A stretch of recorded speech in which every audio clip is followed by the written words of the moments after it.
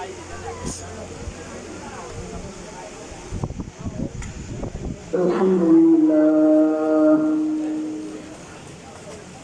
لله وكفى وسلام على عباده الذين اصطفى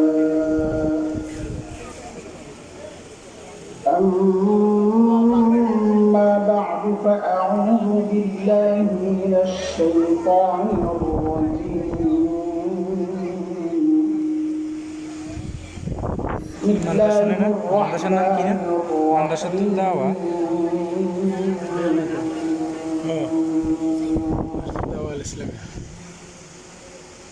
ونضع الموازين القسط ليوم القيامة فلا تظلم نفس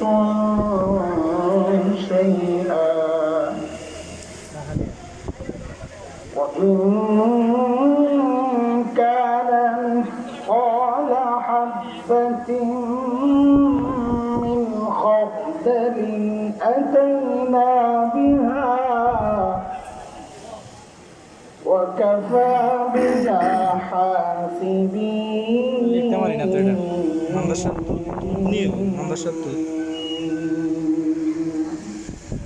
آمنت بالله صدق الله العلي العظيم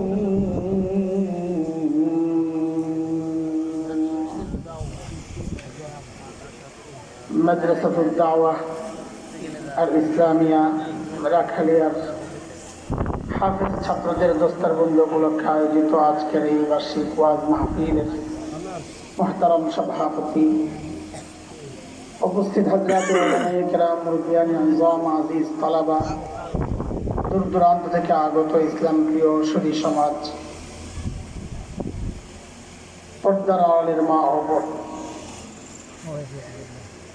আল্লাহ সুবহানাহু ওয়া তাআলার অশেষ মেহেরবানি, করুণা, দয়া যে মহান মালিক এই প্রতিকূল সময়ে, প্রতিকূল পরিবেশে, প্রতিকূল সময় হচ্ছে সারা দুনিয়ায় যখন ইসলাম আর মুসলমানদেরকে নিশ্চিহ্ন করার সব রকমের চক্রান্ত সব পক্ষ এক হয়ে করছে, তখন এই গোটা দুনিয়ার বিরুদ্ধে দাঁড়াইয়া দিন চর্চা করা, আর বিশেষ করে আজকের মতো এমন এক পরিবেশে দিনই কথা শোনার জন্য বসা আসা, এগুলো নিঃসন্দেহে বলা যায় মালিকের অনেক বড় দয়ার করুণা ছাড়া আমরা আসতে পারি নাই। যে মহান মালিক এই নিয়ামতে আমাদেরকে ধন্য করলেন, ওই মালিকের শুকরিয়া আদায় করি আলহামদুলিল্লাহ। পরিবেশ যাই হোক, এটা তো আল্লাহ তাআলার চাওয়া, এটা তো আমাদের চাওয়া না। আমাদের মাওলানা নুরউদ্দিন জঙ্গি হাফিজাহুল্লাহ, জঙ্গি আসেন, জঙ্গি লোকে আসেন, আসলে নিলেন জঙ্গি, এটাকে বানাইছে জঙ্গি, তামগাই নুরউদ্দিন জঙ্গি। যদি জানতেন যে বৃষ্টি হবে তাইলে তো ত্রিপল লাগাইছে, ঠিক না? সামনে জানতে হবে যে সময়টাই বৃষ্টি আসার, আসলো কি আসলো না দেখবো না, ত্রিপল লাগাইয়া কোমরে রশি গামছা বাইন্দেই নামন যদি এই টাইমে মাহফিল করতে হয়, আর না এলে খবর আছে ধরতে হারে। অন্য টাইমের কথা তো আমি কই নাই, এই টাইমেই করতে হবে, ত্রিপল লাগাই করতে হবে, তাই অন্য টাইমে তো সময় দেন না। হ্যাঁ খোঁচা হ্যাঁ দেয়, আমার খোঁচা আমি দিই। আমাদের ভাই যদিও আমার বাজান ডাকে ওবায়দুর রহমান হুযাইফি, তিনি তার স্বভাবসুলভ ভঙ্গিতে আপনাদের সামনে কিছু কথা বলেছেন। জান্নাতে ঢুকাইছেন, আমি জান্নাতের আগ পর্যন্ত একটু কথা শোনাই, হাসরের মাঠের কিছু কথা শোনাই। আল্লাহ তাআলা বলছেন, ওয়ানাদাউল মাওয়াজিনাল কিসতা লিয়াউমিল কিয়ামাহ, আমি কিয়ামতের দিন ইনসাফের দাঁড়িপাল্লা দাঁড় করাবো, বসা আমল মাপার জন্য। তো আল্লাহ বলেন, ফালা তুযলামু নাফসুন শাইআ, ইনসাফের দাঁড়িপাল্লা মানি আল্লাহ বলেন কারো উপর বিন্দু মাত্র জুলুম হবে না। বিচার কাজ, যে আসামি তাকে আসামি হিসাবে ওঠানো হবে, যে নির্দোষ সে নির্দোষী থাকে, যেটা এই জমানায় হয়। বিচারের নামে প্রহসন হয়, যে অপরাধী না তাকে অপরাধী বানানো হয়, যে অপরাধী তাকে পুরস্কৃত করা হয়। না হয় কোরআনের পাখি আল্লামা দিলওয়ার হোসেন সাঈদী রাহিমাহুল্লাহ এই মানুষটা ৭১ ধর্ষণ করেছেন, গণহত্যায় জড়িত ছিলেন, লুপ্তরাজ করেছেন, ডাকাতি করেছেন। এই কথাটা সুস্থ বিবেকবান কোনো মানুষ থাকদূরের কথা, এটা ভারতের ৫টা গোলাম ছাড়া কেউ বিশ্বাস করবে না। কিন্তু এটাই তো হয়েছে, এই নির্দোষ মানুষগুলোকে দোষী বানানো হয়েছে। অথচ তারা দোষী, দেশের শত শত লক্ষ লক্ষ কোটি টাকা বিদেশে পাচার করেছে, তারা হয়ে গেছে সম্মানী, পুরস্কৃত হয়েছে, পুরস্কার পেয়েছে তারা। এটা হচ্ছে দুনিয়ার বিচার। আল্লাহ বলেন আমার বিচার আদালতে লা তুজলামু নাফসুন শাইআ, বিন্দু মাত্র জুলুম কারোর উপর হবে না। বলে বিন্দু মাত্র জুলুম হবে না মানি, তো আল্লাহ বলেন ইন কানা মিসকালা হাববাতিন মিন খারদাল আতাইনা বিহা, কেউ যদি একটা সরিষা দানা পরিমাণ অপরাধ করে অথবা নেকি করে, যাই করবে, সেদিন বিচার দিবসে আমি মাপার জন্য সেগুলোকে পাল্লায় ওঠাবো। একটা সরিষা দানা হলো, এই হচ্ছে আয়াতের মোটামুটি অর্থ। এই আয়াতকে সামনে রাখলে বোঝা যায় হাসরের মাঠে মানুষের শ্রেণী হবে ৪টা। একটা পড়া মুখস্থ করাই আজকে ইনশাআল্লাহ, কি করতে পারবেন না ইনশাআল্লাহ? ইনশাআল্লাহ। হাসরের মাঠে এই তোমরা যারা ওইটা বিছাইতেছো, আগে একটা কাপড় দিয়ে নিশ্চরে একটা পোছা দিয়ে নাও, তার পিছনে নিচের পানিটা উঠবে, আবার ভিজে যাবে। পরে মানুষ সন্দেহের মধ্যে পড়বে, বৃষ্টির পানি না আমার কিছু হয়েছে।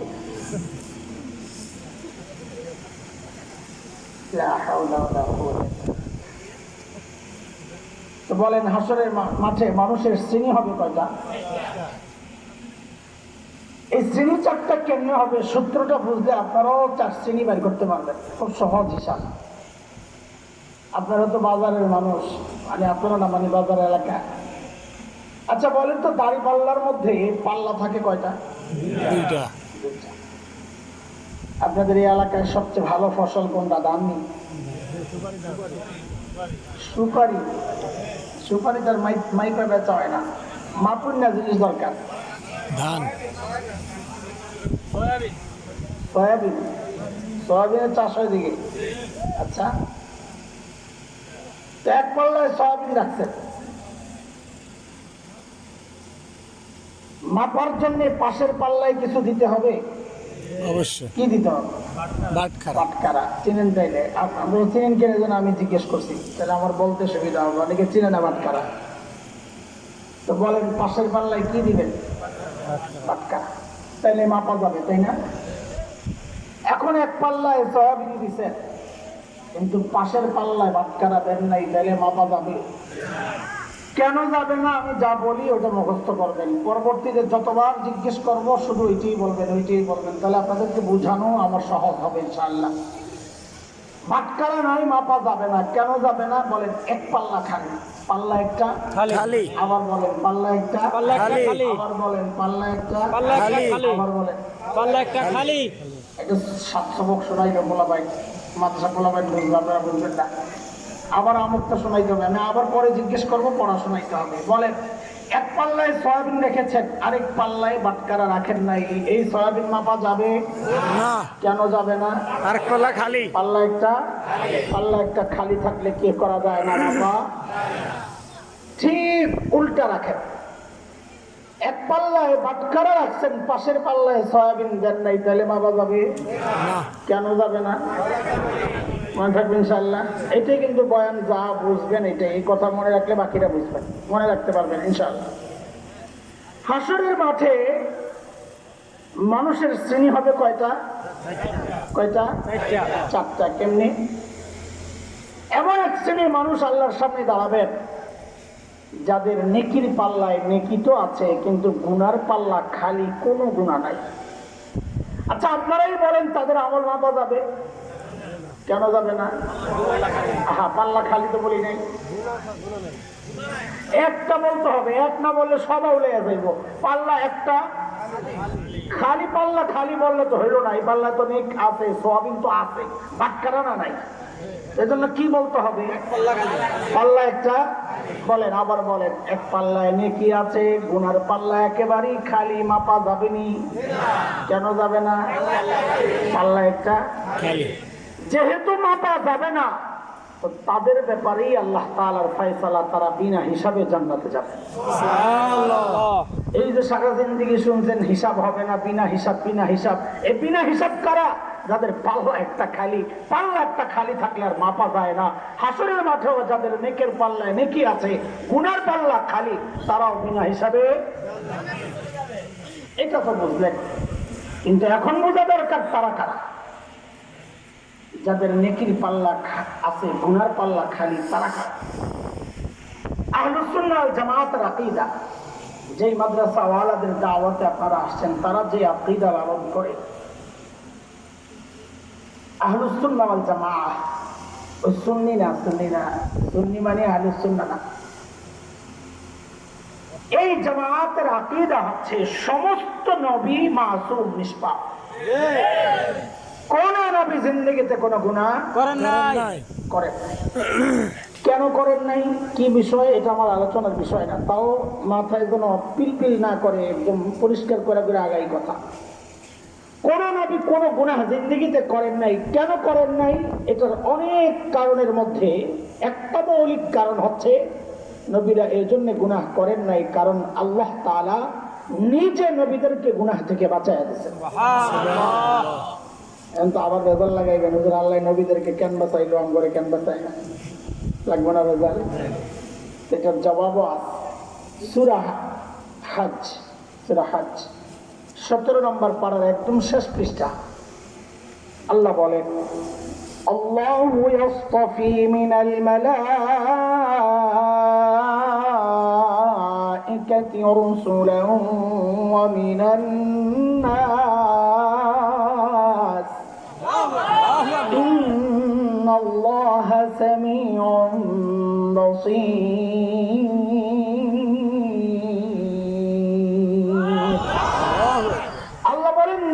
আমি আল্লাহ মানুষ এবং ফেরেশতার মধ্যে যে রাসূল, এটা আমি নির্বাচন করেছি। রাসূল কার নির্বাচন?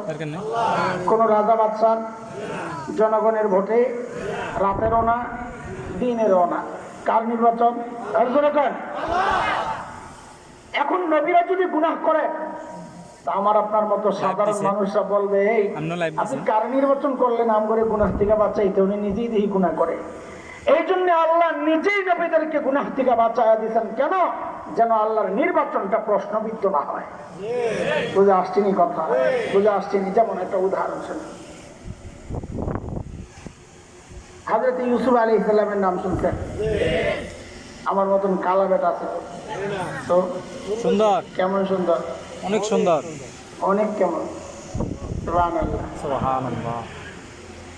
এর চেয়ে সুন্দর আল্লাহ কাউরে বানান নাই, বানাবেনও না। তবে আছে আবার, তবে তবে আমাদের নবী আলাইহিস সালাম ছাড়া আমাদের নবীর সাথে কারো তুলনা হয় না। আমাদের নবী আলাদা, এরপরে হইল অন্যদের প্রতিযোগিতা। আল্লাহু আকবার। এত সুন্দর মানুষ হযরত ইউসুফ। মিশরের মেয়েরা পাগল, গভর্নরের বউ জুলাইখাও পাগল। নানান সময় নানান প্রস্তাব দিতে তিনি প্রত্যাখ্যান করেছেন। একদিন মোল্লারে সাইজ করার জন্য জুলাইখা একটা বুদ্ধি করছে।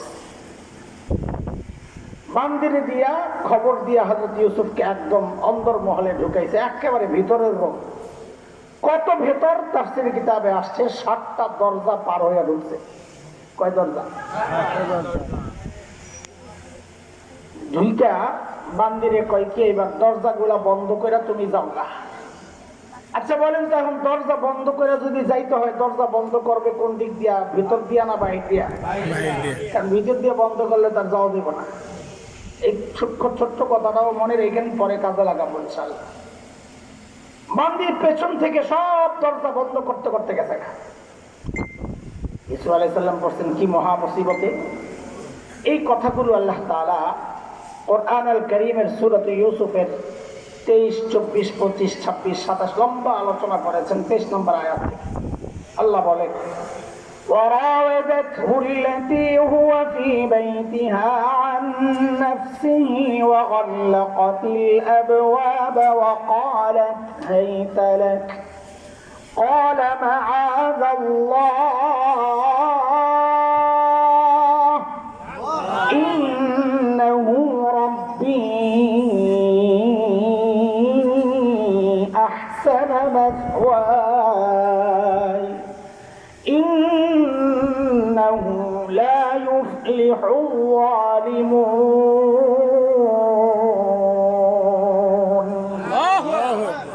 জুলাইখা প্রস্তাব দিছে, আসো। হযরত ইউসুফ দিছেন চিৎকার, ও আল্লাহ আমারে বাঁচা, মাআযাল্লাহ, আল্লাহ আমারে বাঁচা। ঠিক আছে, আয়াত এটা এই পর্যন্ত। আরো কিছু কথাবার্তা আছে, আমি বললাম না সময় অনেক যাবে।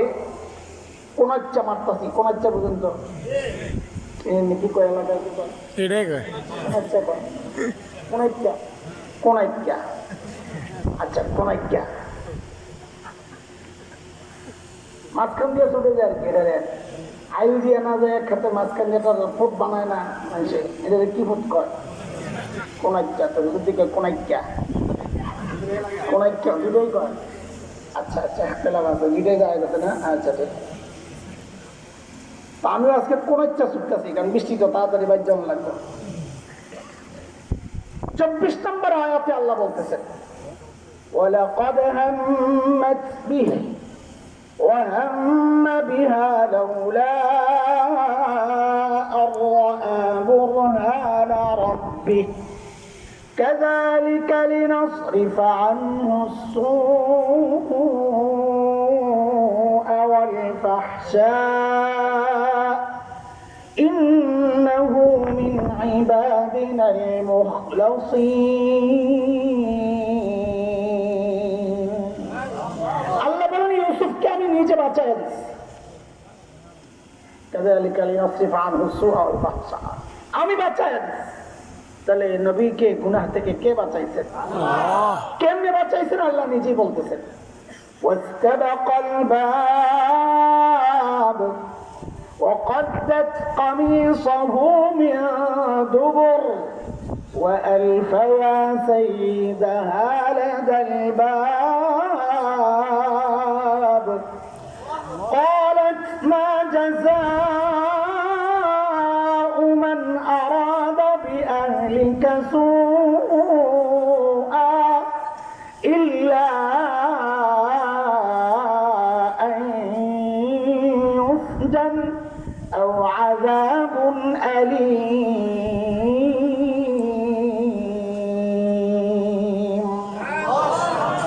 দৌড় দিয়েছেন হযরত ইউসুফ দরজার দিকে। কোন দিকে? হযরত ইউসুফ কি পাগল নাকি? নাউযুবিল্লাহ। হ্যাঁ, উনি দেখছেন না দরজা বন্ধ? কোন দিক দিয়া? এই যে জায়গা আছে, কোন দিক দিয়া? আরে ভিতর দিয়ে বন্ধ থাকলেও তো মনে করতাম দরজা দিয়া যায় পাগলের হলে ধাক্কা মাক্কা দিব, কিন্তু সেই সুযোগ তো নাই। দরজা বন্ধ কোন দিক দিয়া? তো উনি কিসের ভিত্তিতে দৌড় মারলেন? যে কি মনে করছেন ওই এখন যে মার্কেটের বিভিন্ন বড় বড় মার্কেটে বা হোটেলগুলোতে আপনারা দেখছেন কিনা, গ্লাসের দরজা থাকে, দুই পাশ থেকে আইসা জমা হয়, মানুষ সামনে গেলে আস্তে খুলে যায়। হ্যাঁ, দেখছেন এটা সেন্সর সেন্সর লাগানো, মেশিন লাগানো। হয়তো ইউসুফ কি মনে করছেন যে এমন কোনো মেশিন লাগানো আমি গেলেই খুলে দেবো? হ্যাঁ, মনে করছেন। সেটা হলো তার ইমান ছিল, নবীওয়ালা ইমান। তিনি চিন্তা করছেন আমি যে আল্লাহকে ডাক দিয়েছি, ওই আল্লাহ আমাকে একা ছাড়বেন না, গেলেই দরজা খুলবেন। ওই ভরসায় নবী ইউসুফ দিচ্ছেন। তো জুলাইখাও পিছনে পেছন দিয়া যা থাবা মারছে একটা, পেছন দিয়া। এই থাবা কোন দিক দিয়া মারছে মনে রেখে পরে কামে লাগা। থাবা মারছে কোন দিক দিয়া? থাবা মাইরা জামা লাইছে টান দিয়া ছিড়া। শেষ দরজায় যাওয়াই পড়ছে জামাইয়ের সামনে, মিশরের গভর্নরের সামনে। জামাইয়ের সামনে পইরা এখন হাতে নাতে ধরা না, বেডি জায়গায় একটা পল্টি মারছে। জায়গায় পল্টি বুঝে ঘুরে গেছে না। কি কয়? মা জাযাউ মান আরাদা বিআহলিকা সুআ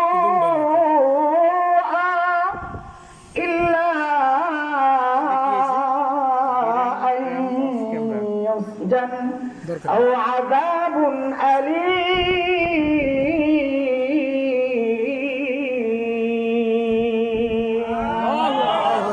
বলে আপনার স্ত্রীর সাথে অপকর্ম যে করলো তার শাস্তিটা কি হওয়া উচিত?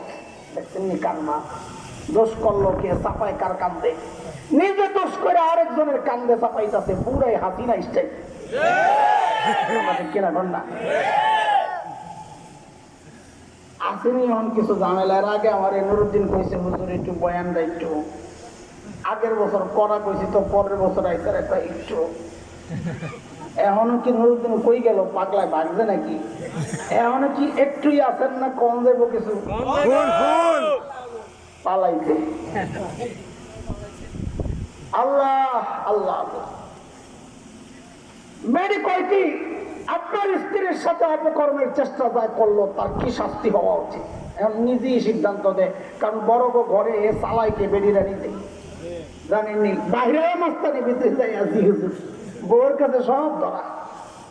তো বেটি কয় কি আরে কঠিন একটা পিঠা লাগান রিমান্ডে নিয়ে, অথবা আয়না করে ঢুকান। কোন জায়গায়? ওই সময়ের আয়নাগর যেটা ছিল কে আইনুস জান, আর রিমান্ডে নিয়ে পিড়া লাগাইলে দেখবেন স্বীকার করবো নিজে, কারণ রিমান্ড তো এই জিনিস, বিশেষ করে আমার এই দেশে রিমান্ড মানে হচ্ছে অপরাধী না তাও স্বীকার করবো পিটার লগে। কোন দেশে বলে দাওয়াত দিতে সব দেশের পুলিশ কে কতটা চৌকস পরীক্ষা করার জন্য, আসামি ধরার ক্ষেত্রে কতটা চৌকস, কে কত তাড়াতাড়ি ধরতে পারে। তো সব দেশের পুলিশ গেছে, বিশেষ এক দেশের পুলিশও গেছে, জঙ্গলে ছাড়িয়ে দিয়া কইছে আধা ঘন্টার মধ্যে একটা শিয়াল বেরা লইয়ে এনে। কি বেরা? হ্যাঁ, 10 মিনিট পরে কুত্তে একটা ধরে নিয়ে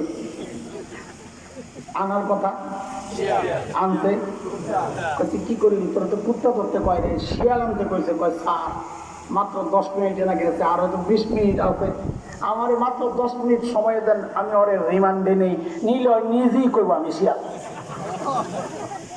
কুত্তারে রিমান্ডে গিয়ে কুত্তায় কোন দেশের পুলিশ নাম কমো না, আমার ইজ্জতে লাগবে, এই জন্য ওই দেশের নাম কইলাম না। তো জুলাইখার কয় হয় রিমান্ডে দেখ, আর না হয় আয়না করে দোকান। মিশরের গভর্নর পড়ছে চিন্তায়, কাহিনী আমার বউরও তো আমি চিনি, ইউসুফরেও চিনি, কাম তো উল্টা না হওয়ার কথা। চিনে না? চিনে তো। ইউসুফ খবর কি? হযরত ইউসুফ বলেন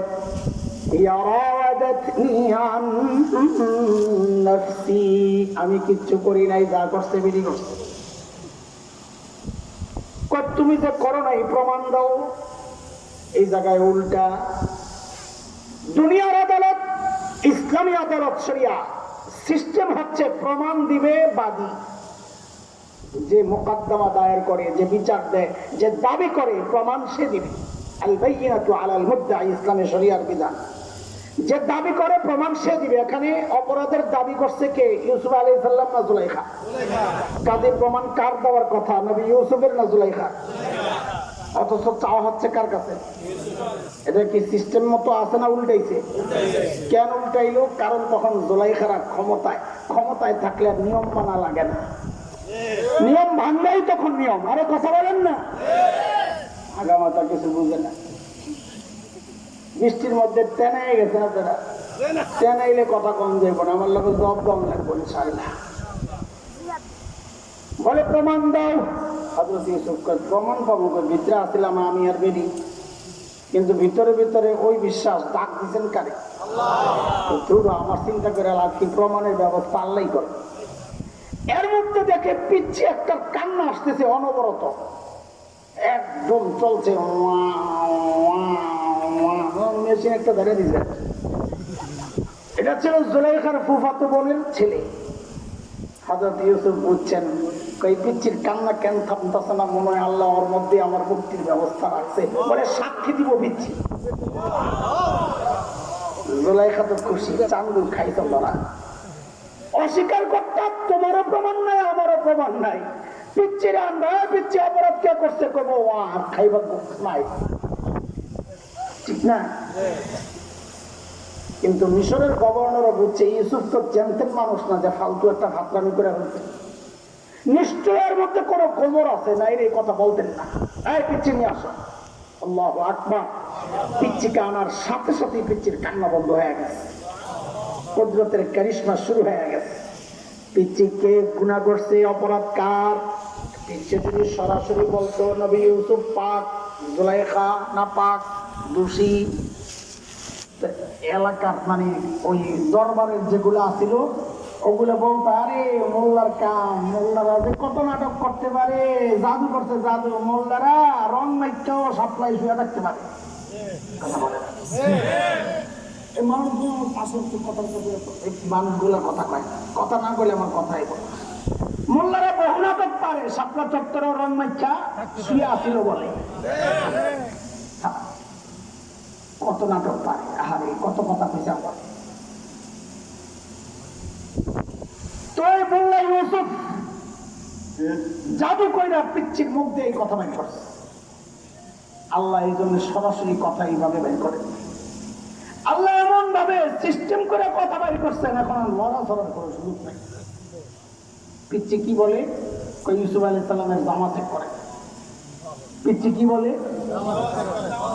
ইন কানা কামিসুহু কুদ্দা মিন কুবুল ফাসাদাকাত ওয়া হুয়া মিনাল কাযিবিন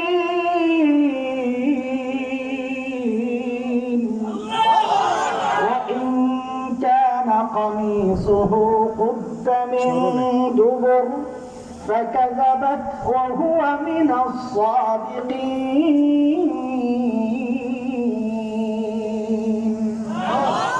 বলে জামা চেক করে দেখেন, যদি দেখেন জামা সামনে দিয়া ছিঁড়া তো মনে করবেন জুলাইখা নিরপরাধ, ইউসুফ অপরাধী। কেন? ইউসুফ ধরতে গেছে, জুলাইখা আত্মরক্ষার্থে যে থাপড় থুপড় দিছে, সামনে দিয়া জামা ছিঁড়া। আর যদি দেখেন জামা পেছন দিয়া ছিঁড়া তো বুঝবেন জুলাইখা অপরাধী, ইউসুফ নিরপরাধ। ইউসুফ পালাতে গেছে, জুলাইখা পেছন দিয়া থামা মারছে। জামা ছিঁড়ছিল কোন দিক দিয়া? মনে আসেনি? মনে আছে? فلما رأى قميصه قد من دبر قال إنه من كيدكن إن كيدكن عظيم। মিশরের গভর্নর যখন দেখলো জামা পেছন দিয়ে ছিঁড়া, তো জুলাইখা কেস তো ফিটিং তোমার বিরুদ্ধে, তোমরা বেরিরা বড় চক্রান্ত করতে পারো, তোমাদের চক্রান্ত বড় মারাত্মক। ইউসুফ আর দান হা যা যা হইছে হইছে, কাউরে কিছু কইতেও না। ও জুলাইখা এই কথাটা বলার জন্য এই পর্যন্ত ঘটনা শোনাইছি, নাইলে কিসটা আমার আলোচনার সাবজেক্ট না। আমি তো এতটুকুই আমার প্রসঙ্গ শেষ। হযরত ইউসুফকে বাঁচাইছেন কে? ওইটা দিয়ে তো প্রসঙ্গ শেষ।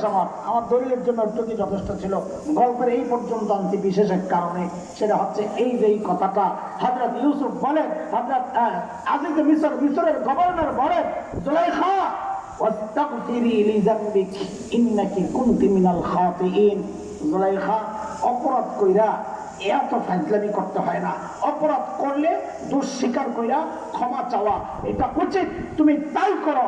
আজকেও আমরা দেখতেছি বহু মানুষ অপরাধ কইরাও কথা চটচট বাইর হয়, খালি বড় কথা বড় কথা, নেতা কর্মীদেরকে খালি উস্কানি দেয় দূরের থেকে।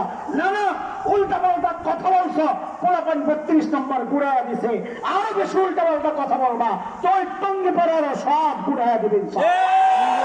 কথা বলেন না, উল্টা পাল্টা কষ্ট। এখন কাজ একটাই, ক্ষমা চাও। আবার কয় কি আশেপাশে আসি, চট করে ঢুকে যাবো, জিনা স্যার চট করে ঢুকে যাওয়া এত সোজা না। সাতটার প্রতি ফোটা রাস্তার বদলা দিল, তারপর ঢুকবা, হিসাব দিতে হবে, হত্যার হিসাব দিতে হবে, রক্তের হিসাব দিতে হবে, আবু সাইদের রক্তের হিসাব দিতে হবে। রক্তের হিসাব না দিয়া একটা ঢুকতে দেওয়া হবে না। আল্লাহু আকবার, আল্লাহু আকবার, হুঁশিয়ার সাবধান। আল্লাহ আল্লাহ। অপরাধ করলে কি করা উচিত? অপরাধ করলে দোষ স্বীকার করে তওবা করা উচিত। বলেন অপরাধ করার পর দোষ স্বীকার করে, এটাই হচ্ছে সিস্টেম। অপরাধ করে আবার বড় কথা কওয়া যায় না, তাইলে মানুষ কয় চোরের মার বড় গলা। কি কয়? চোরের মার বড় গলা, এমন করে দেবো চোরের আপার বড় গলা। এমন বাক্য পাল্টাই দিব, এমন কি কওয়া যাবে না, চোরের মার বড় গলা না, এমন কি করে দেবো চোরের আপা আপা আপা, চোরের আপার বড় গলা। আচ্ছা বলেন, হাসরের মাঠে মানুষের শ্রেণী হবে কয়টা? মনে আছে না ভুলে গেছে? 60টা। ওরা ভুলে যাবে না। 1 নাম্বার, নেকির পাল্লায় নেকি আছে, গুনার পাল্লা খালি, তাদের হিসাব নাই, বিনা হিসাবে জান্নাত। 2 নাম্বার ঠিক উল্টা, গুনার পাল্লায় গুনাহ তো আছে, নেকির পাল্লায় নেকি নাই একটাও। বলেন তো আমল মাপা যাবেনি? না। আল্লাহ বলেছেন ফালা নুকিমু লাহুম ইয়াউমাল কিয়ামাতি ওয়াজনা, এদের আমল আমি মাপবো না, কারণ মাপার সিস্টেম নাই, তো পাল্লা তো একটা খালি। কাজেই তারা বিনা হিসাবে জাহান্নাম। বিনা হিসাবে। এই অংশটাই আমাদের আজকের আলোচনার মূল পয়েন্ট। মনোযোগ লাগবে শুনতে, বাচ্চাদের দরকার নাই, বড়রা যারা আছেন মনোযোগ দিয়ে শোনেন, আমাদের আওয়াজ যাদের কাছে যাচ্ছে মনোযোগ দিয়ে শোনেন। সময়ের একটা আলোচিত বিষয় আমাদের এই আলোচনা প্রসঙ্গে চলে আসবে ইনশাআল্লাহ। সেটা হচ্ছে নেকির পাল্লায় একটাও নেকি নাই, তারা কারা? স্পষ্ট, তারা যারা বেঈমান। যারা কি বেঈমান। এটা তো আপনারাও বুঝতেছেন, আমিও বুঝতেছি। কিন্তু দোস্ত, ছাড়াও আরেকটা গ্রুপ আছে যাদের নেকির পাল্লায় একটাও নেকি নাই। দেখতেছে আমার আপনার মতোই মুসলমান, নাম মুসলমান, টুপিও পরে, হজও করে, সকালবেলা উঠে জায়নামাজও খুঁজে, সুবহানাল্লাহ, 80 রাকাত তাহাজ্জুদও পড়ে, আল্লাহু আকবার। এমন বহু মানুষ আছে কিন্তু আসলে নেকির পাল্লা শূন্য। নেকির পাল্লা শূন্য। এরা কারা? আল্লাহ বলতেছেন, আমার কথা না, আল্লাহ বলতেছেন ومن يرتد منكم عن دينه فيمت وهو كافر فأولئك حبطت أعمالهم في الدنيا والآخرة وأولئك أصحاب النار هم فيها خالدون।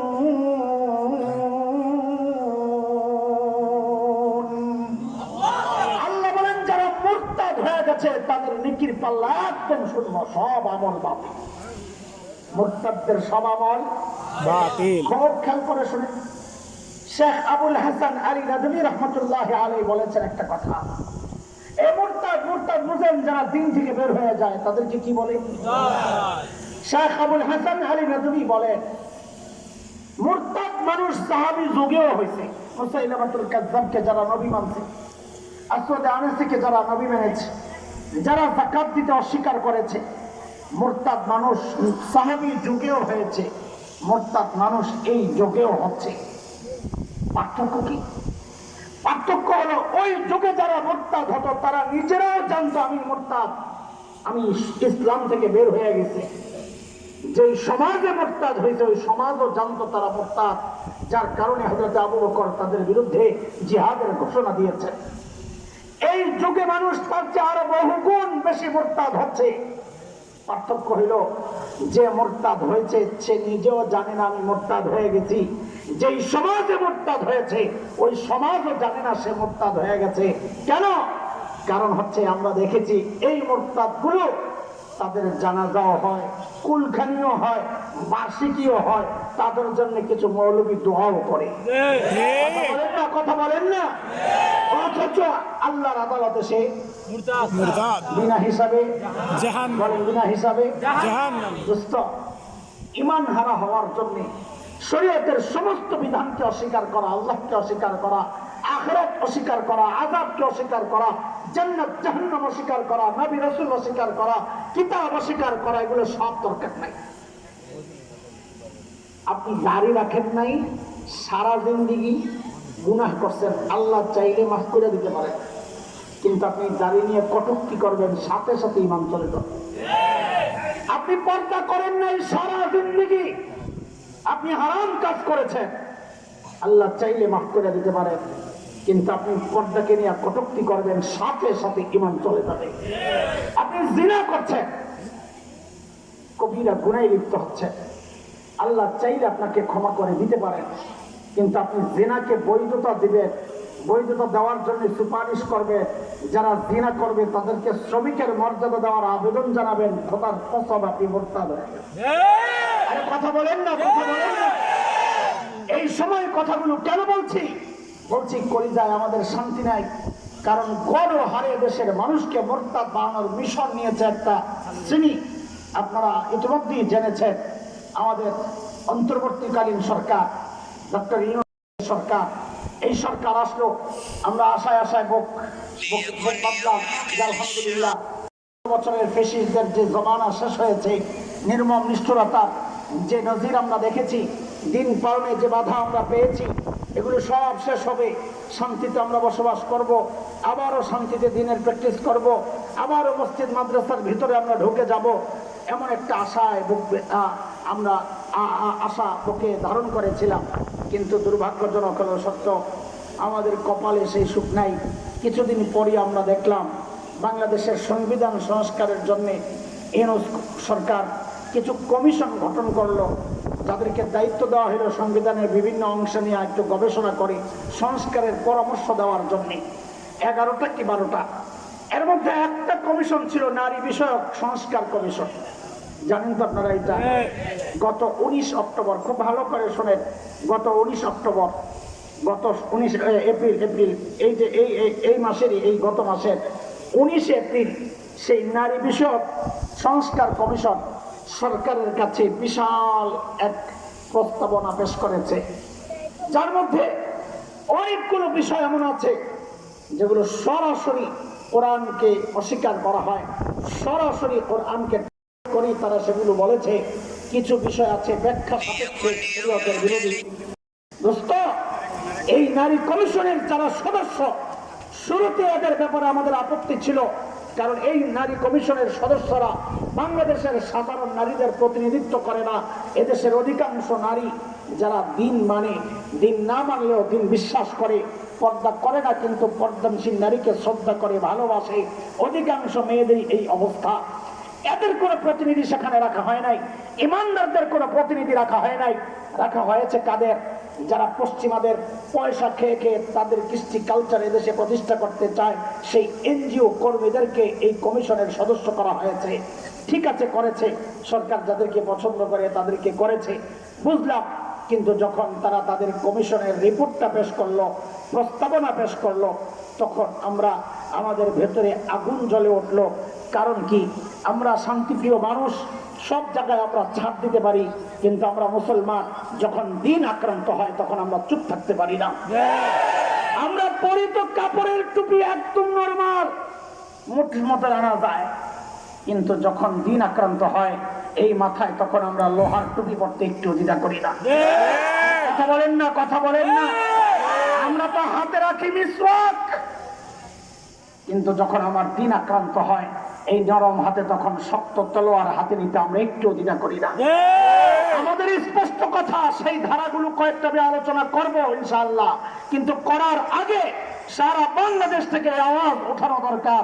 আমাদের স্পষ্ট কথা, এই বাংলাদেশ এটা হযরত হাফিজজির বাংলাদেশ, এই বাংলাদেশ কারি ইব্রাহিম রাহমাতুল্লাহ আলাইহির বাংলাদেশ, বাংলাদেশ আল্লামা আহমদ শফির বাংলাদেশ।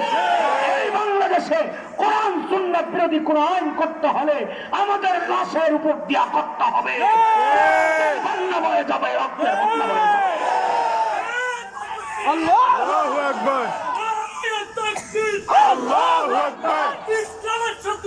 হুশিয়ার সাবধান, ইসলামের শত্রুরা।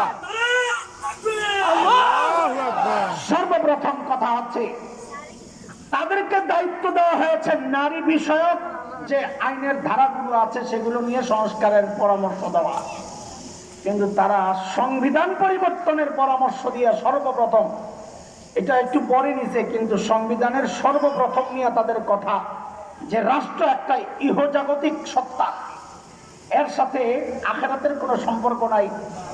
আমাদের সাথে বলে আখিরাতের কোনো সম্পর্ক নাই কর।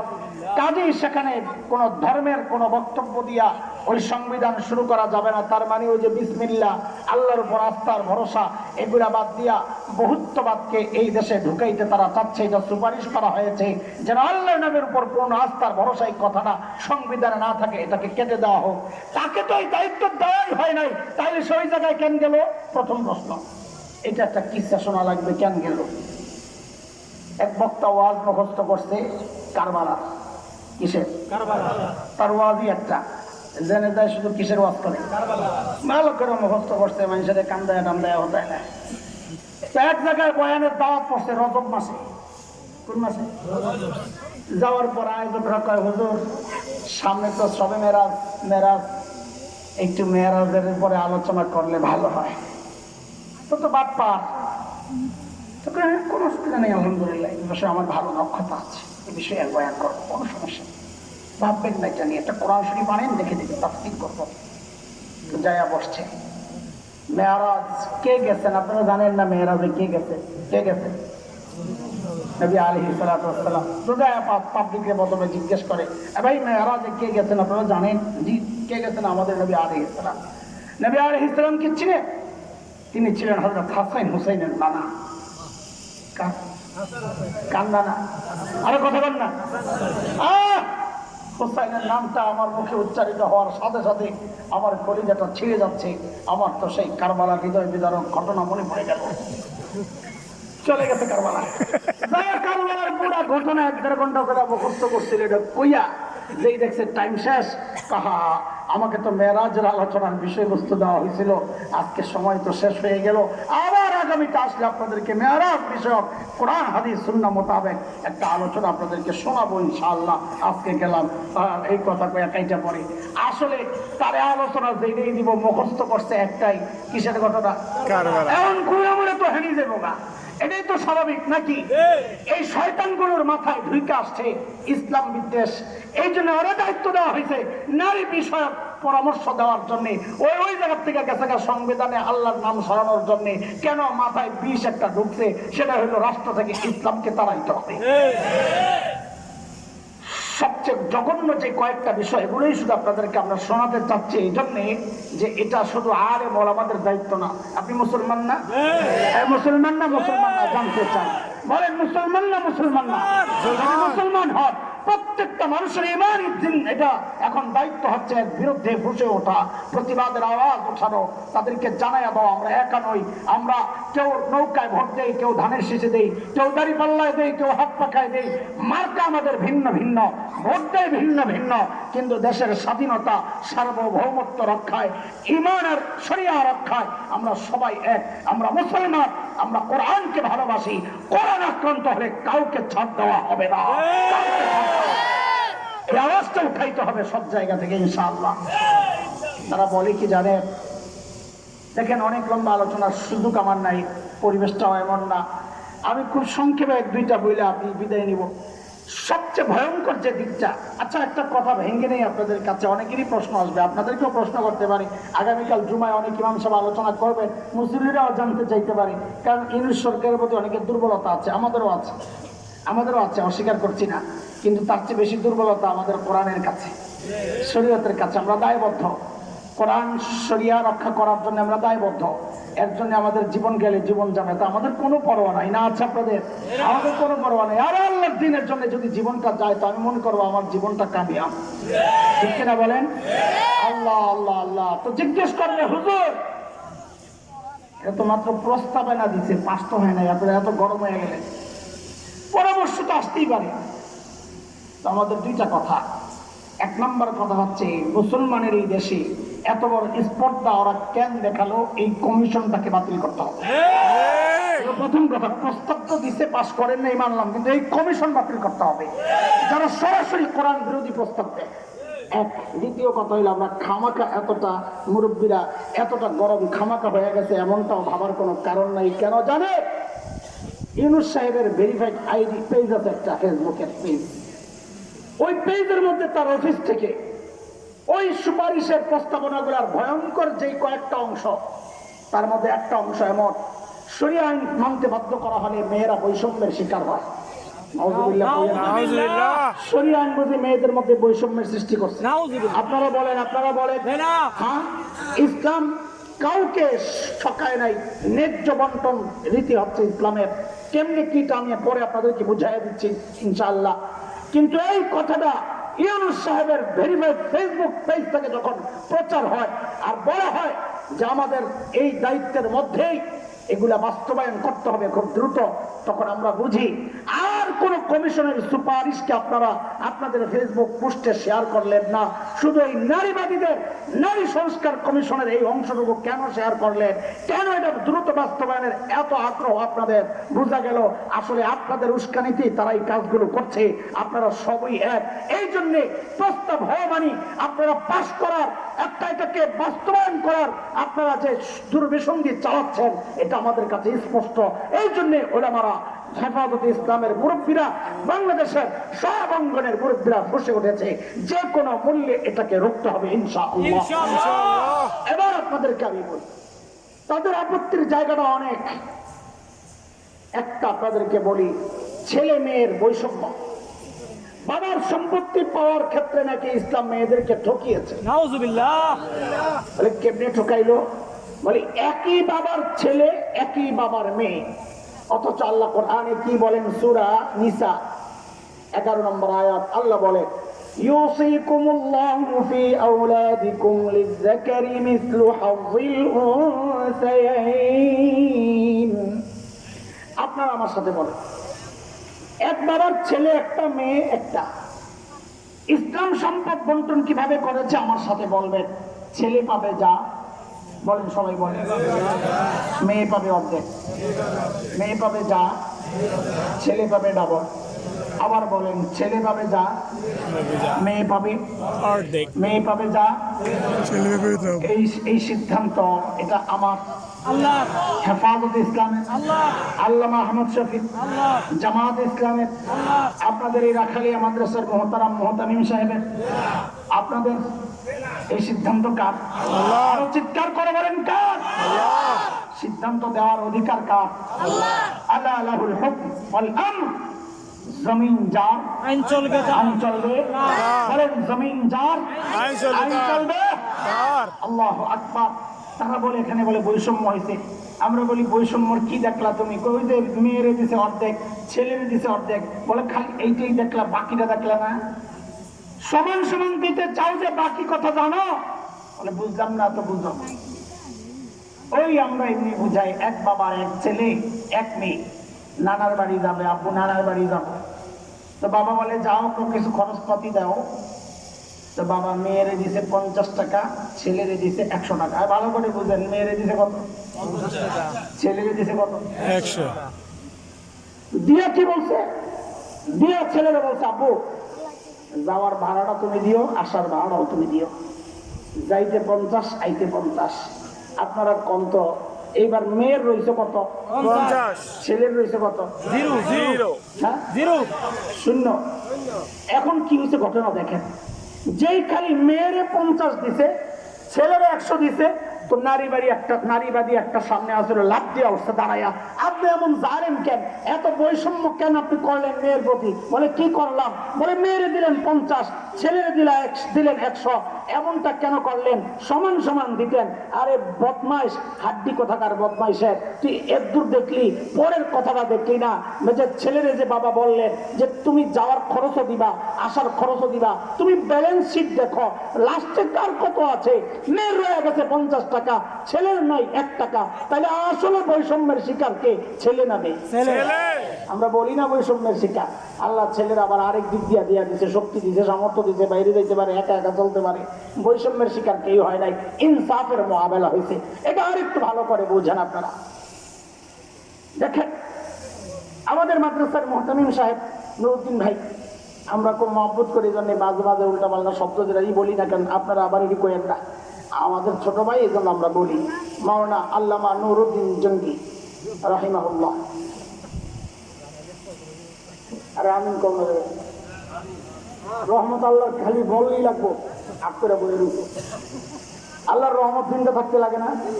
হ্যাঁ, তো রাহিমাহুল্লাহ বলে কি হয়েছে? আপনারা একটা পাইতেন খালি মল্লি রাহিমাহুল্লাহ লাগাই দিল। আল্লামা নুরুদ্দিন জঙ্গি রাহিমাহুল্লাহ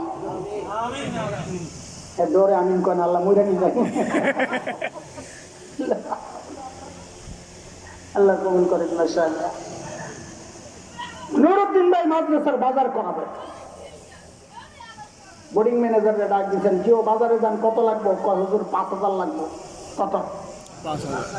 হুজুর আলমারির থেকে 5,000 খুললেই দিছে বোর্ডিং ম্যানেজার। এবার আপনারা বলেন দিছে কত? কি জন্যে? এরা ধরে কওয়া লাগবে কি জন্যে? নুরুদ্দিন ভাইয়ের ছোট্ট পিচ্ছি একটা আছে, এটা একটু আয়সা বলে, আব্বু আমি একটু বাজারে যাব। তো যাও, একটু কেমন করি মোড়ামুড়ি করে। তো বাবা আর মা বাচ্চাদের স্বভাব সম্পর্কে সবচাইতে ভালো জানেন। বুঝছে ও কেন মোড়ায়, পকেট থেকে কচকচে একটা 100 টাকার নোট বাইর করে দিয়েছে, নিয়ে মজা খাইছে। কত দিছে? কি জন্য? আগে বোর্ডিং ম্যানেজারে দেওয়া হয়েছে কত?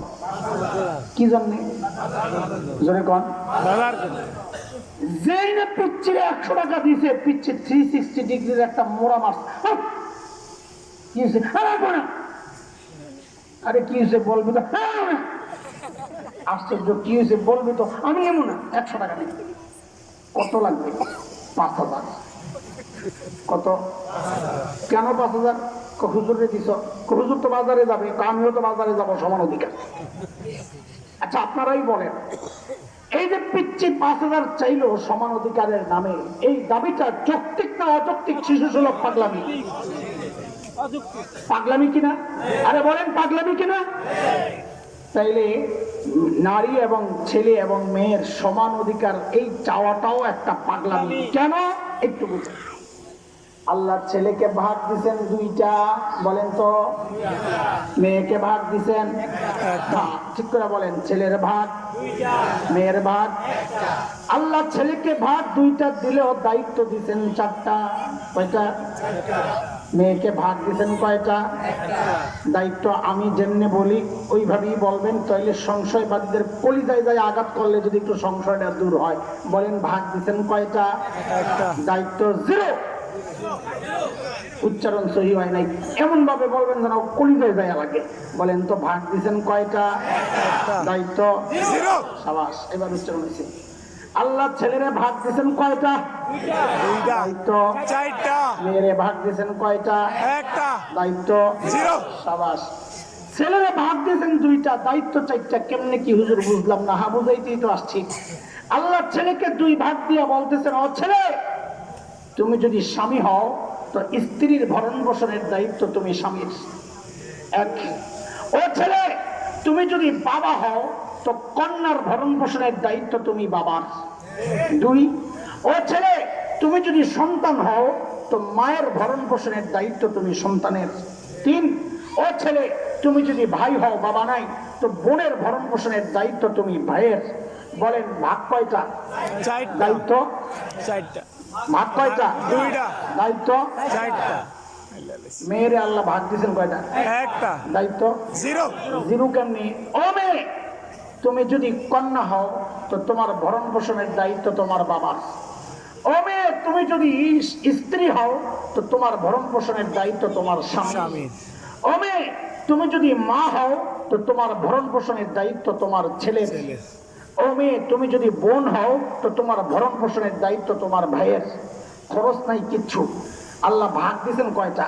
1টা। দায়িত্ব 0। দায়িত্ব নাই, খরচ নাই, তো ভাগ দিয়েছেন কি জন্যে? বলে মজা খাইতে। কথা বল, কি জন্যে? মজা খাইতে। কি জন্যে? মজা খাইতে। আর ওরে ছেলেরা দিয়েছে 2 ভাগ কি জন্যে? বাজার করতে। কি জন্যে? বলেন না কি জন্যে? এখন এই মজা খাওয়া গ্রুপ যদি বলে আমারও বাজার ওয়ালার মতো সমান সমান দেওয়া লাগবে, বলেন এই দাবিটা যৌক্তিক না পাগলামি? ইসলাম সমান দেয় না, ইসলাম ন্যায্যটা দেয়। যার যতটুকু দরকার ততটুকু দেয়, সম্পদ জমা করে রাখার জন্য না, সম্পদ খরচের জন্য। আর একটা উদাহরণ আমি দিয়া অন্যদিকে যাব ইনশাআল্লাহ। সেটা হচ্ছে একটা লম্বু দাঁড়াও তো, একদম লম্বা একটা পোলা দাঁড়াও তো, একদম এই ফিগার আপনার আসস কেন দিই করে তো ভাবে তো লাগে লম্বা লম্বা দিই, খারাপ দিই আর লম্বা নাই। জাফর ভাই কই? কই জাফর ভাই? মাশাআল্লাহ, স্টেজের উপরে ওড়ন লাগবে। এই সমস্যা আল্লাহ, না না না না, তাহলে ইচ্ছা না করতে পারবে। ডাক পড়ছে, যা করে আল্লাহ ইচ্ছা যায়। স্যার মজা স্যার, আচ্ছা মরণ আপনি দাঁড়ান তো পাশে।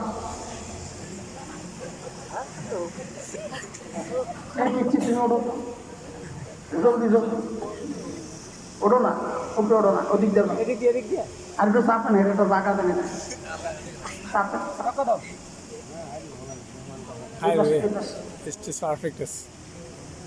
ধরেন এই জায়গায় একটা দেওয়াল আছে, দেওয়ালটা উঁচা কদ্দুর, জাফর ভাইয়ের এই বরাবর, গলা বরাবর। দেওয়ালের ওই পাশের কিছু দৃশ্য তারা দেখতে চাইতেছে, ধরে খেলা হইতেছে, এটা ভালো বুঝবে না তারা, খেলা দেখা দরকার। এখন জাফর ভাই তো এমনি দেখতে পারে, পাশের যে হুজুর ওনার এই জায়গায় দেওয়াল এই বরাবর, এইটা এই বরাবর, সামনে ইট পড়ে রয়েছে তিনটা, ওই হুজুরের একটা ইটের উপর পাড়া দিলেই মোটামুটি দেখতে পারে, দুইটার উপরে পাড়া দিলে মোটামুটি দেখতে পারে। এই জায়গায় যদি জাফর ভাই কয় না সমান অধিকার, একটা একটা করে ভাগ কর, বলেন এটা ইনসাফ হবে না এদের উপর বেইনসাফি হবে? আরে কথা বলেন না, কথা বলেন না। আরে ইসলাম তো ভাগ করছে এমনি, যার যদ্দুর দরকার। তোমার আল্লাহ লম্বা বানাইছে, তুমি ইট ছাড়াই দেখবা। তোমার একটু খাটো বানাইছে, তুমি একটা ইট নাও। অরে ছোট বানাইছে, তুমি দুইটা ইট নাও। সবাই মিললে দেখো, এর নাম ন্যায্য অধিকার, সমান সমান অধিকার। এটা হচ্ছে ঠকানোর ব্যবস্থা। এই জায়গায় তো দেখবেন সমান অধিকার করলে একজন জিতে যাবে প্রয়োজনের বেশি, আর দুইজন ঠকে যাবে, প্রয়োজনই মিটবে না। কথা বলেন না। আপন জায়গায় চইলা যান, নাইলে পড়াশুনো। জাফর ভাই বসে, তুমি যাও গা।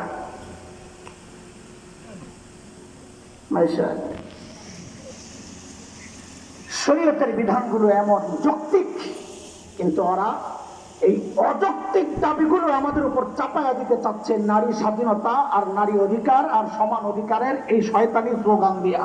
আমরা প্রতিহত করবো ইনশাআল্লাহ। আর বলেন না ইনশাআল্লাহ। আপনাকে দেশে ডাকাতি করা যায়, ডাকাতি করতে কষ্ট আছে নি? চুরি করা যায়, কষ্ট আছে। মাশাআল্লাহ। এখন কেউ যদি কয় কোনো চোর আর ডাকাত যে দেখেন আমাদের এই কাজগুলো করতে অনেক কষ্ট হয়, তো খরচ কেন, তো না করলে খামো কি? ঠিক আছে, আমরাও বাইরে সাইজ করবো। তো ওরা এই সাইজ করা থেকে বাঁচার জন্যে একটা আন্দোলন শুরু করছে, কি যে ডাকাত এই কাজটাকে, ডাকাতির এই কাজটাকে শ্রমের মর্যাদা, আজকে শ্রমিক দিবস গেছে না, এমন আওয়াজ আয়া পড়বো, শ্রমের মর্যাদা দিয়া আমাদেরকে শ্রমিকের মর্যাদা দিতে হবে। তাইলে বলেন এই দেশে মানুষ আর সুখে শান্তিতে থাকতে পারবে?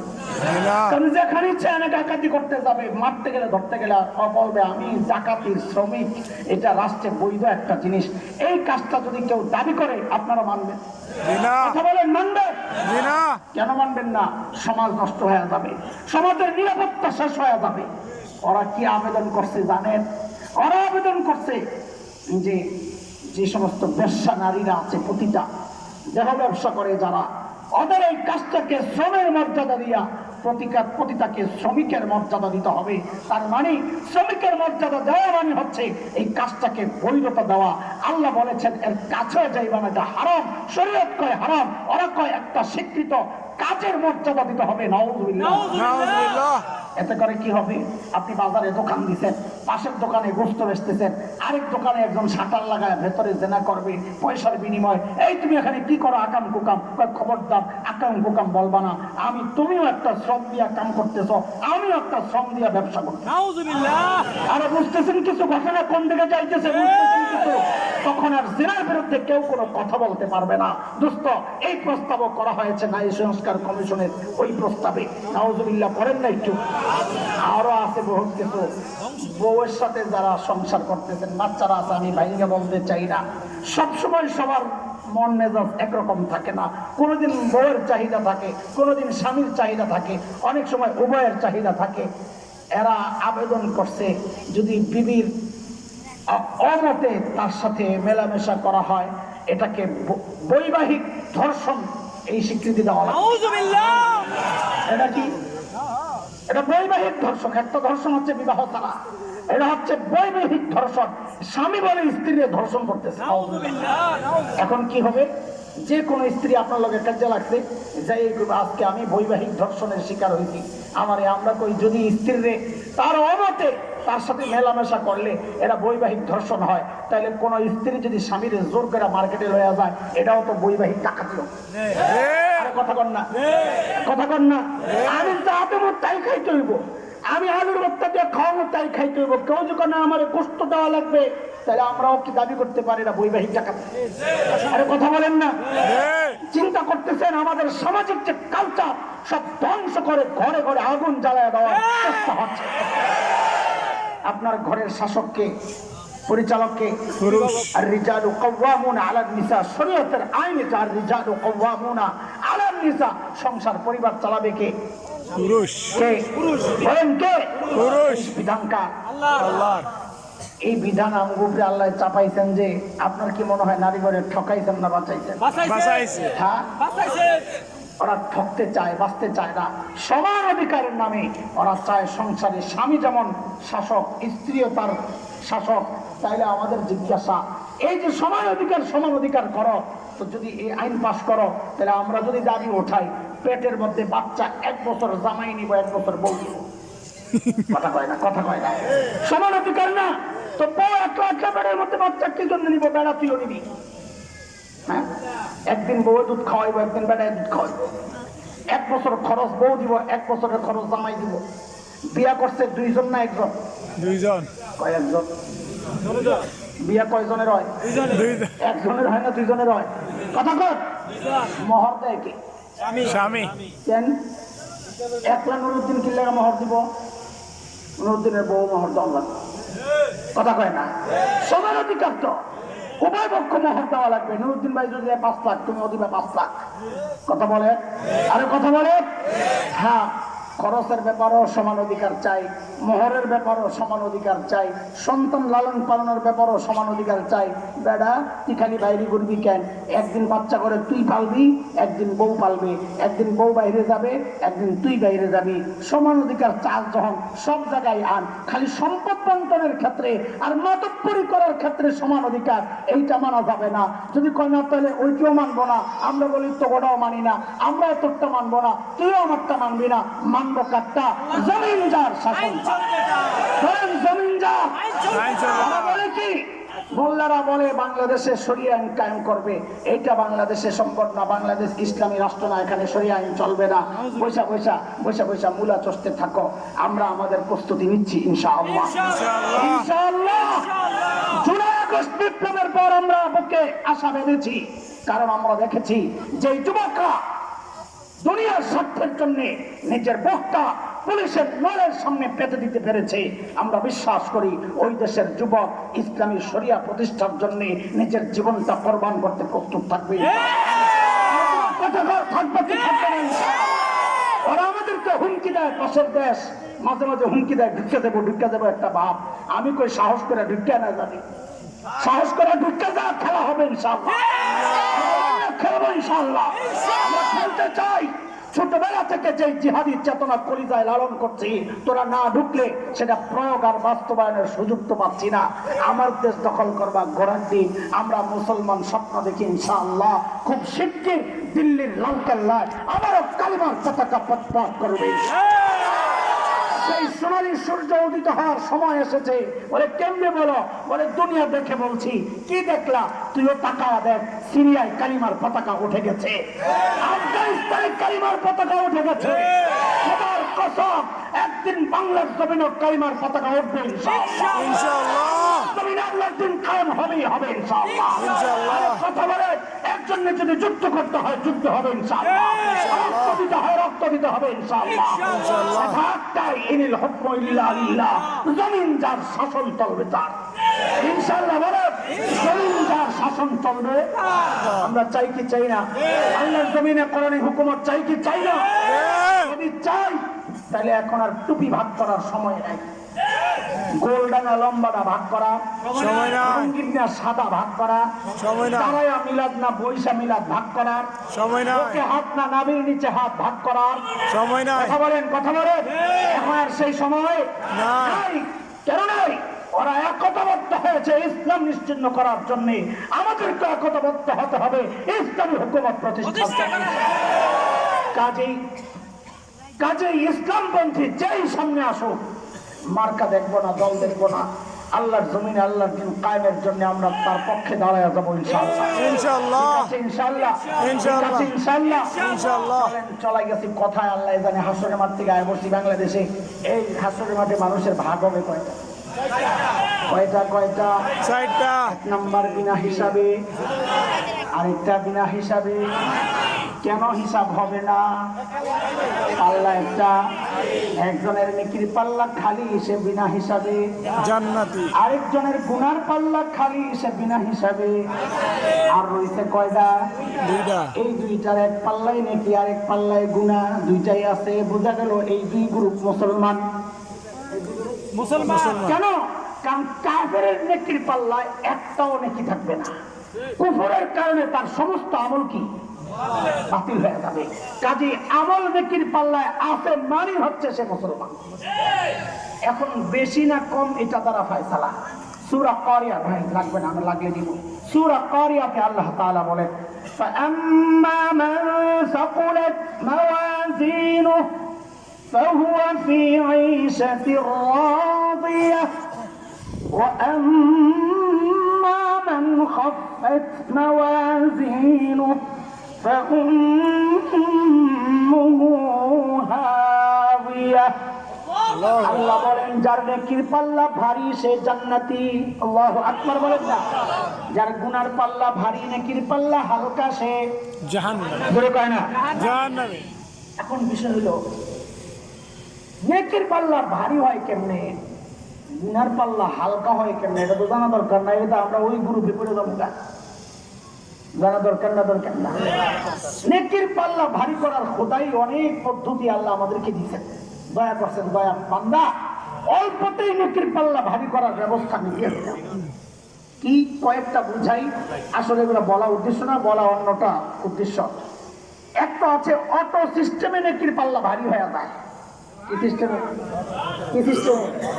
অটো সিস্টেম মানে আল্লাহ কয়, আল্লাহ বলেন, মান জাআ বিল হাসানাহ ফালাহু আশরু আমসালিহা ওয়া মান জাআ বিস সাইয়্যাহ ফালা ইউজজা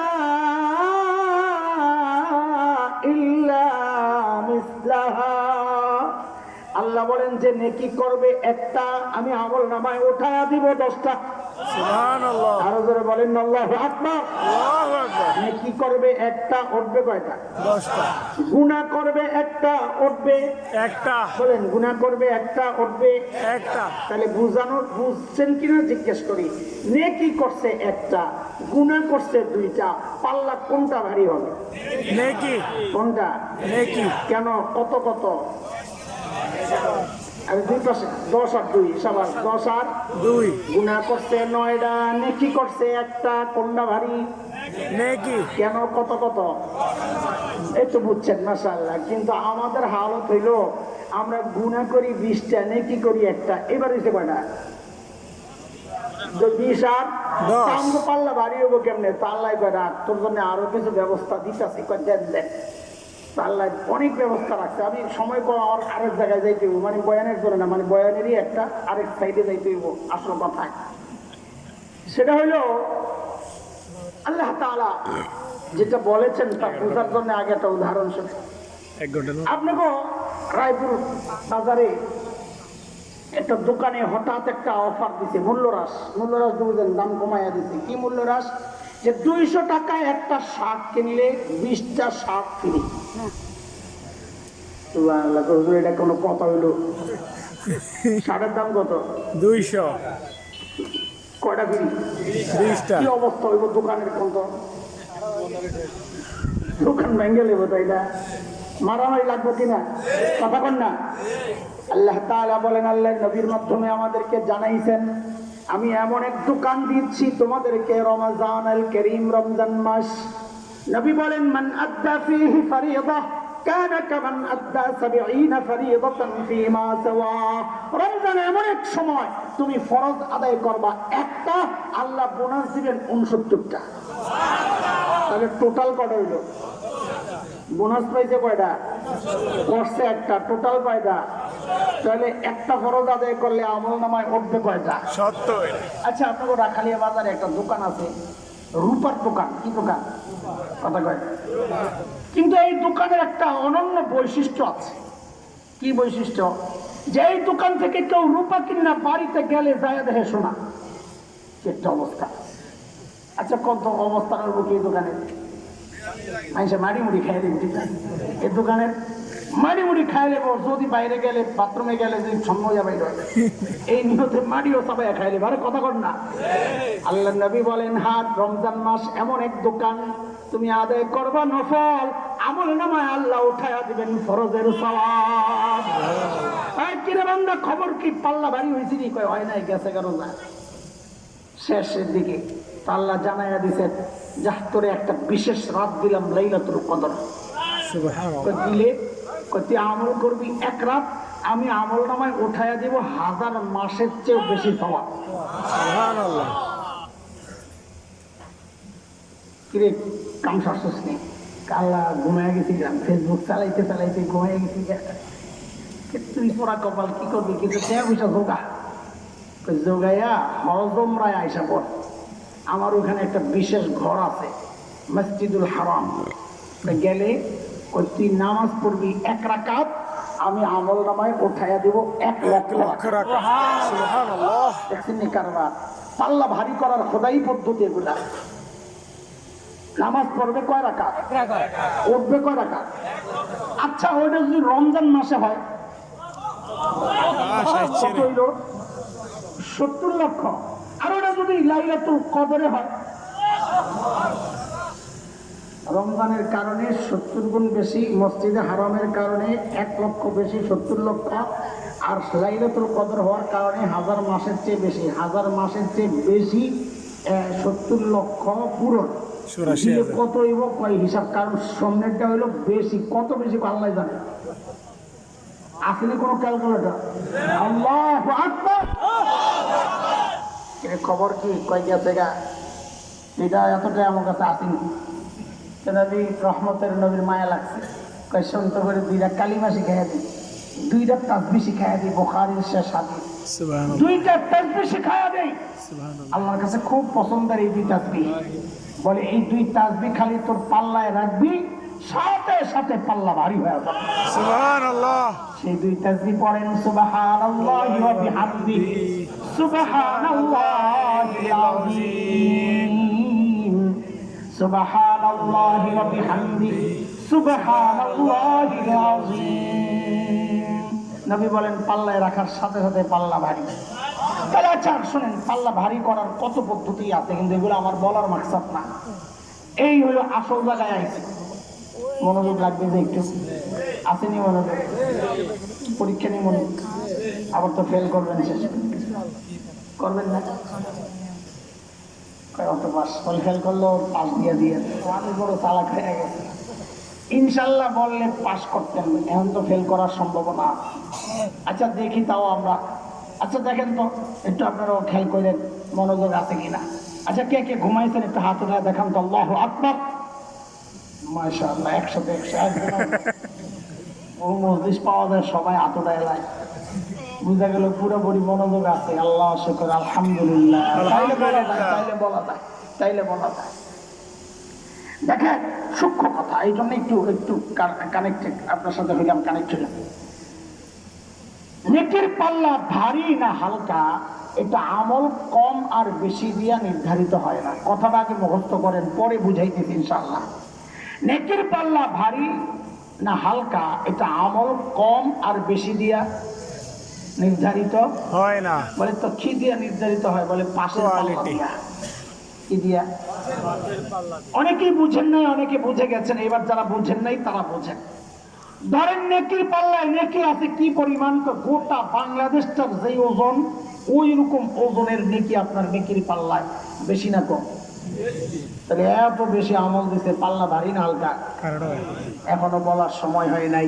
কেন? পাশের পাল্লাকে দেখো, পাশের পাল্লায় যদি আবার ভারতের ওজন সমান গুণা থাকে, তাহলে কোন নেকির পাল্লা ভারী না হালকা? হালকা। তার মানে কি বোঝা গেল? নেকির পাল্লা ভারী না হালকা, এটা আমল বেশি না কম দিয়ে নির্ধারিত হবে না, এটা নির্ধারিত হবে পাশের পাল্লা দিয়া। কি দিয়া? কি দিয়া? পাশের। এত আমল নাই, আমল আছে মাত্র 2 কেজি, নেকির পাল্লা আছে কত? কথা বলে, তাড়াতাড়ি শেষ করা লাগবে। কয় কেজি? 2 কেজি। হালকা না ভারী? হালকা।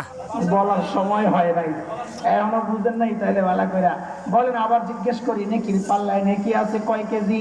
2 কেজি। এখন বলেন পাল্লা ভারী না হালকা? পাশের পাল্লা দেখা লাগবে। পাশের পাল্লায় যদি গুণা থাকে 1.5 কেজি, তাইলে নেকির পাল্লা ভারী না হালকা? ভারী। ওইটাই তো আমাদের মুরব্বীরা জিন্দেগি ভইরা কইছে, আরে আমল বেশি করছো না কম করছো, তার চেয়ে বেশি দেখা দরকার গুনাহ ছাড়ছো কিনা। কারণ গুনাহ যদি চালা দাও, আমল বেশি করলেও পাল্লা তো ভারী হবে না, কারণ পাশের পাল্লা ভারী হইলেই তো এটা হালকা হয়ে যাবে। কথা ঠিক? এই জন্য আমাদের জীবনের মূল টার্গেট করা দরকার গুনাহ যেন না করি। গুনাহ